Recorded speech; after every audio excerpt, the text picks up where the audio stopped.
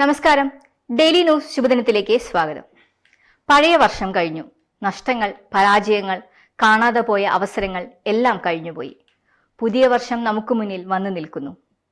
ഓരോ പരാജയവും ഒരു പാഠമാണ്. ഓരോ അവസാനവും പുതിയ ആരംഭത്തിന് അടിസ്ഥാനവും.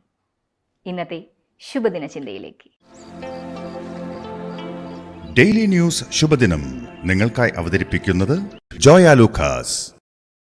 പൊന്നണിഞ്ഞ പ്രഭാതത്തിന്റെ അലകളിൽ നിറയുന്ന പുഞ്ചിരികൾ. അതെ, ഇന്ന് ആഘോഷമാണ്. ജോയ ലൂക്കാസ്, ഓരോ ആഘോഷത്തിന്റെയും ആത്മാവ്. അയാളുടെ ബിസിനസ് നശിച്ചു. അതിന്റെ ഡിപ്രഷനിൽ മദ്യപാനത്തിന് അടിമയായി. മാതാപിതാക്കളും ഭാര്യയും കുഞ്ഞുങ്ങളുമെല്ലാം അയാളെ ഉപേക്ഷിച്ചു. ഒരിക്കൽ കൂടെയുണ്ടായിരുന്ന കൂട്ടുകാർ തിരിഞ്ഞു നോക്കാതായി. ജീവിതം മടുത്തു. ജീവിതം അവസാനിപ്പിക്കുക എന്ന ചിന്തയുമായി അയാൾ നദിക്കരയിലിരുന്ന് കരഞ്ഞു. അതുവഴി കടന്നുപോയിരുന്ന ഗുരുവും ശിഷ്യന്മാരും ഈ കരച്ചിൽ കേട്ടു. അവർ അദ്ദേഹത്തെ തിരഞ്ഞെത്തി ആശ്രമത്തിലേക്ക് കൂട്ടിക്കൊണ്ടുപോയി. ഗുരുവിനോട് അയാൾ തന്റെ പ്രശ്നങ്ങളെല്ലാം പറഞ്ഞു. ഗുരു അദ്ദേഹത്തെ തന്റെ ആശ്രമത്തിലെ കുറച്ചുപേരെ പരിചയപ്പെടുത്തി. ആദ്യത്തെയാൾ നല്ല യോദ്ധാവായിരുന്നു. യുദ്ധത്തിൽ അയാളുടെ 2 കാലുകളും 1 കൈയും നഷ്ടപ്പെട്ടു.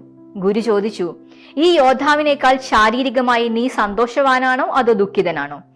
അയാളുടെ മറുപടി പെട്ടെന്നായിരുന്നു, തീർച്ചയായും ഞാൻ ഈ യോദ്ധാവിനേക്കാൾ ഒരുപാട് സന്തോഷവാനാണ്. ഗുരു 2ാമത്തെ ആളെ പരിചയപ്പെടുത്തി. ഇദ്ദേഹത്തിന്റെ മാതാപിതാക്കളും ഭാര്യയും കുട്ടികളും ഒരു വാഹനാപകടത്തിൽ നഷ്ടപ്പെട്ടു. ഇനി പറയൂ, ഇയാളേക്കാൾ താങ്കൾ സന്തോഷവാനാണോ അതോ ദുഃഖിതനാണോ? ഉത്തരത്തിനായി അയാൾക്ക് ഒരുപാടൊന്നും ആലോചിക്കേണ്ടി വന്നില്ല. അയാൾ പറഞ്ഞു, എന്റെ നല്ലതല്ലാത്ത പ്രവൃത്തികൾ കൊണ്ടാണ് എന്റെ മാതാപിതാക്കളും ഭാര്യയും കുഞ്ഞുങ്ങളും എന്നെ വിട്ടു പോയത്. ഞാൻ സ്നേഹത്തോടെ പെരുമാറിയാൽ ഇനിയും അവരെല്ലാം എന്റെ ജീവിതത്തിലേക്ക് തിരിച്ചു വരും. ഞാൻ പൂർണ്ണമായും സന്തോഷവാനാണ്. ഗുരു 3ാമനെ പരിചയപ്പെടുത്തി. അദ്ദേഹം വലിയൊരു വ്യാപാരിയായിരുന്നു. തന്റെ അത്യാഗ്രഹവും പിടിപ്പുകേടും കാരണം വ്യാപാരമെല്ലാം നഷ്ടത്തിലായി. പിന്നീട് തെരുവിൽ യാചകനായി. ഇപ്പോൾ പ്രായമായി, പക്ഷേ തെറ്റുകൾ തിരുത്തി മുന്നോട്ടു പോകാനുള്ള ആരോഗ്യം അദ്ദേഹത്തിന് ഇല്ലാതായി. ഗുരു ചോദിക്കുന്നതിന് മുൻപ് തന്നെ അയാൾ മറുപടി പറഞ്ഞു, ഗുരു, ഞാൻ ഇപ്പോഴും ഭാഗ്യവാൻ തന്നെയാണ്. എന്നെ തന്നെ തിരുത്താനും മുന്നോട്ടു പോകാനും ബിസിനസ്സിൽ വിജയിക്കാനും എനിക്ക് ഇനിയും സമയമുണ്ട്.